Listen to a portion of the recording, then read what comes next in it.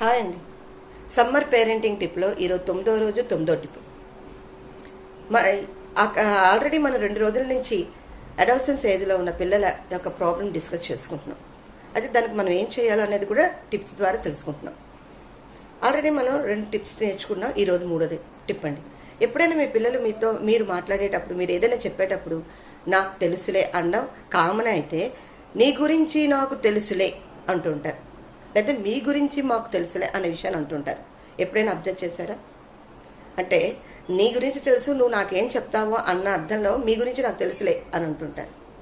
ఎందుకు అలా అంటారో మీకు తెలుసా? ఎందుకో తెలుసా అండి? మనకి తెలుసో తెలియకో ఒక్కొక్కసారి మన పిల్లల ముందే హస్బెండ్ వైఫ్గా మనం దెబ్బలాడుకుంటూ ఉంటాం.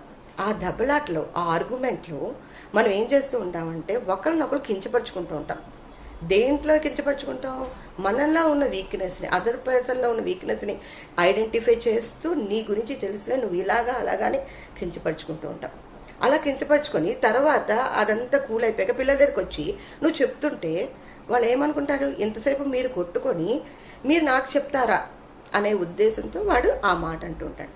అంతేకాదండి, ఒక్కొక్కసారి మనకు తెలుసో తెలియకో మన ఫ్యామిలీ మెంబర్స్ని, మన అత్త మామలు కావచ్చు, ఆడపడుచులను కావచ్చు, అన్నదమ్ములను కావచ్చు, అక్కచెల్లెలను కావచ్చు, బావగారులను కావచ్చు, మన మరదలను కావచ్చు, వాళ్ళని కూడా పిల్లల ముందు వెటకారంగానో లేకపోతే వాళ్ళు వస్తున్నారన్నప్పుడు కానీ వాళ్ళలోని నెగిటివ్ థింగ్స్ని చెప్తూ మనం వాళ్ళని కించపరుస్తూ ఉంటాం. అంటే వాళ్ళ ఒక రకమైన ఫీలింగ్ క్రియేట్ చేస్తూ ఉంటాం. పిల్లలు తెలుసో తెలియకో, నేను తెలిసే అన్న కానీ తెలియక చేస్తుంటాం అనుకోండి. అలాంటప్పుడు ఇలాంటివన్నీ వాళ్ళ దగ్గర చేసి వాళ్ళకి ఆల్రెడీ వాళ్ళతో మాట్లాడి వాళ్ళకి చెప్పినప్పుడు తర్వాత నువ్వు నీతులు చెప్తే ఏమంటారండి? డెఫినెట్గా ఎవరైనా అదే అంటారు, నువ్వు నాకు ఏం చెప్తున్నావు, నీ గురించి నాకు తెలుసులే.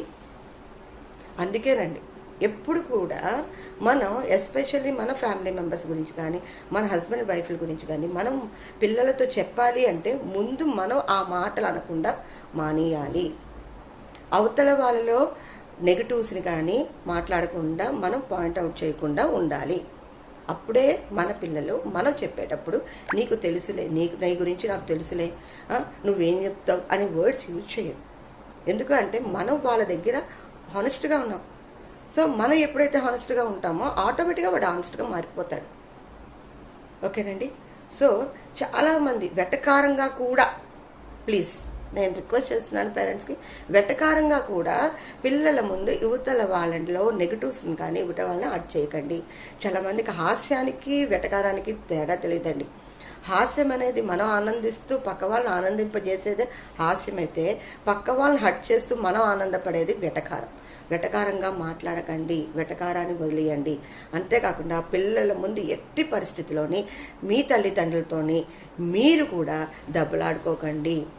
దెబ్బలాడుకున్నట్టయితే వాళ్ళకి మనం చెప్పేటప్పుడు ఒకటే మాట అంటారు, మీ గురించి నాకు తెలుసులే, నువ్వు నాకేమి చెప్తావు అన్నట్టుగా నీ గురించి నాకు తెలుసులే అంటారు. అందుకే మాట వరుసకు కావచ్చు, దేని గురించి పక్క వాళ్ళలో ఉన్న గ్రేట్నెస్ని పిల్లల ముందు అప్రిషియేట్ చేయండి. అది టీచర్ల గురించి కూడా చాలామంది పేరెంట్ టీచర్ని కూడా వెటకారంగా మాట్లాడతారు. మీ టీచర్కి ఏమొచ్చినా మీకు ఏమి రాదు ఇలాగ అంటుంటారు. తప్పండి, అది చాలా తప్పు. అప్పుడు ఆ పిల్లడికి చైల్డ్కి ఆ టీచర్ మీద గౌరవం ఎలా వస్తుంది? రాదు కదా. అందుకే ఎవరి గురించి కూడా వెటకారంగా కానీ వాళ్ళ నెగిటివ్స్ కానీ చెప్పకండి, వాళ్ళ పాజిటివ్నే ఇంపండి. అప్పుడే చైల్డ్లో పాజిటివ్నెస్ పెరుగుతుంది. ఎప్పుడైనా మన పిల్లల పాజిటివ్ పెరగాలి అంటే మనం పాజిటివ్గా మాట్లాడాలి. పిల్లల ముందు ఎట్టి పరిస్థితుల్లోనే హస్బెండ్ అండ్ వైఫ్ దెబ్బలాడుకోకండి. ఒకవేళ హస్బెండ్ లేట్గా ఇంటికి వచ్చినా, వైఫ్ 6 నిమిషాల్లో రెడీ అవ్వకపోయినా మీరు ఒకటే మాట చెప్పండి, వాళ్ళ గ్రేట్నెస్ చెప్పండి, వాళ్ళ వర్క్ హార్డ్ చెప్పండి, వాళ్ళు ఎంత కష్టపడుతుందో చెప్పండి. అందుకు ఇలా జరిగిందనే విషయాన్ని మీరు చెప్పండి. ఒకవేళ మీకు కోపం వచ్చినా తర్వాత దెబ్బలాడుకోండి, పిల్లలు లేనప్పుడు దెబ్బలాడుకోండి. అప్పుడు మీ మాట వింటారు, మీకు వాల్యూ చేస్తారు కదా. Thank you, all the best. అదేనండి మన పాతకాలంలో చేశారు, మనకు తెలియదు కానీ మన తాతలు, మన మామలు, మన అమ్మలు చేసింది మన నాన్నతో అదే చేశారు. అలాగే మన నాన్నలు కూడా చేసింది అదే. మనం అది చేసాం అనుకోండి, మన పిల్లలు కూడా బాగా పెరుగుతారు. All the best.